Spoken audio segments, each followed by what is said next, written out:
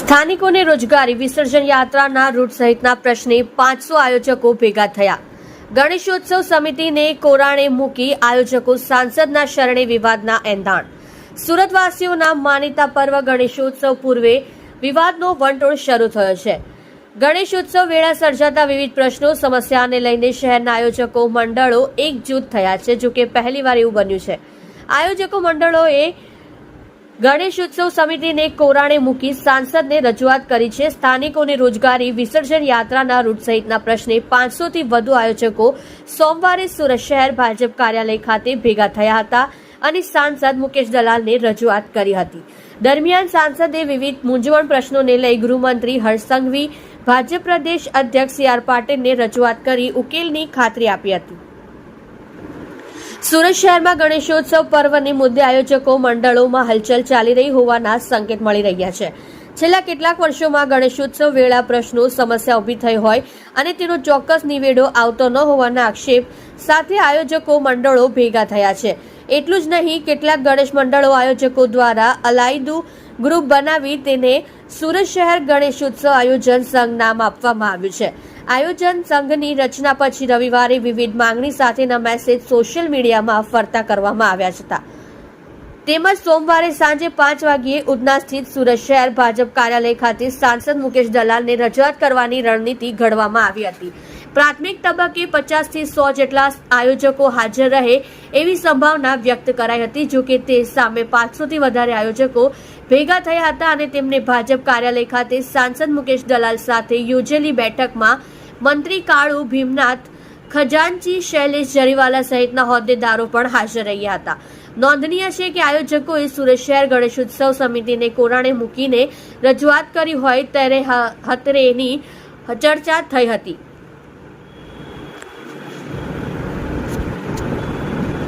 કાયદાની વિરુદ્ધ કામ થઈ શકે નહીં. અમારી પાસે રજૂઆત કરવા નથી આવ્યા તો શું કરીએ? ગત વર્ષે આવ્યા હતા અને તે વખતે સમજાવ્યા હતા કે કાયદાની વિરુદ્ધ કામ થઈ શકે એમ નથી. અમે આ બાબતને પોલિટિકલ રંગ આપતા નથી. કાયદો એમ નથી બનાવ્યો. સમિતિ માત્ર ઇકો ફ્રેન્ડલી પ્રતિમાની વાત કરે છે. સંતોના આદેશથી કામ કરીએ છીએ. અનિલ બિસ્કિટવાલા, પ્રમુખ, સુરત શહેર ગણેશોત્સવ સમિતિ. પ્રતિમાની ઊંચાઈ, કૃત્રિમ તળાવ સહિતના મુદ્દે રજૂઆત. સુરત શહેર ભાજપના હોદ્દેદારોના જણાવ્યા મુજબ સોમવારે એકત્રિત થયેલા ગણેશ આયોજકોએ પ્રતિમાની ઊંચાઈ, પીઓપી, માટીની પ્રતિમા, સ્થાનિક કારીગરોને રોજગારી, રાત્રે 12 વાગ્યા પછી પોલીસની દરમિયાનગીરી, કૃત્રિમ તળાવોમાં સર્જાતી સ્થિતિ, વિસર્જન યાત્રાના રૂટ મુદ્દે તંત્રના સંકલનનો અભાવ સહિતના મુદ્દે રજૂઆતો કરી હતી. ગણેશ આયોજકોએ આગોતરી જાણકારી આપી સમય માંગ્યો હતો અને તે પ્રમાણે તેઓની રજૂઆત સાંભળવામાં આવી હતી. હવે આ બાબતોએ ભાજપ પ્રદેશ અધ્યક્ષ ગૃહમંત્રીને રજૂઆત કરવામાં આવશે. જે મીટિંગ રાખવામાં આવીમાં હતી ગણેશ આયોજકો સાથે શું બોલવામાં આવ્યું છે, શું નિર્ણય આપવામાં આવ્યો છે એમને? સુરત શહેર ગણેશ આયોજક સંઘ દ્વારા આજે એક મીટિંગનું આયોજન કરવામાં આવ્યું હતું, જેમાં જે સ્ટેક હોલ્ડર છે તે લોકોને પડતા પ્રશ્નોની બાબતમાં એ લોકો મને રજૂઆત કરવા આવ્યા હતા.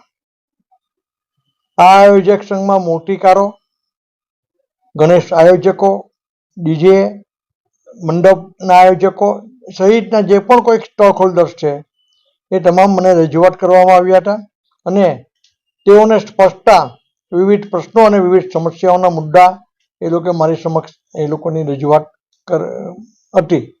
એવા કયા મુખ્ય મુદ્દાઓ પર ચર્ચા કરવામાં આવી છે?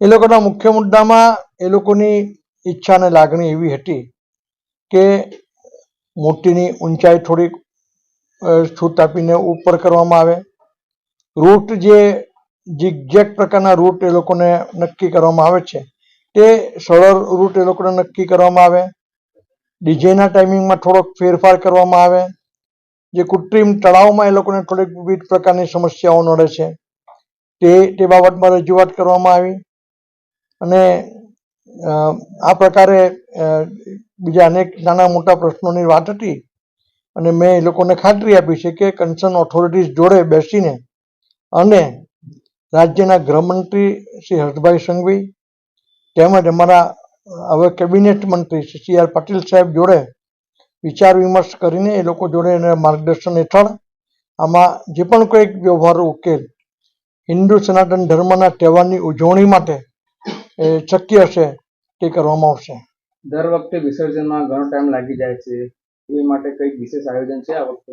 હા, એટલે જેમ જેમ અમે આગળ વધતા જઈશું તેમ વિશેષ આયોજનમાં શું નક્કર ભૂમિકા આવી શકે, શું બીજા નક્કર વિચારો આવી શકે છે તે નક્કી કરીને જેમ બને તેમ ઝડપથી વિસર્જન પૂરું થાય તે માટેના પણ પગલાં ભરવામાં આવશે.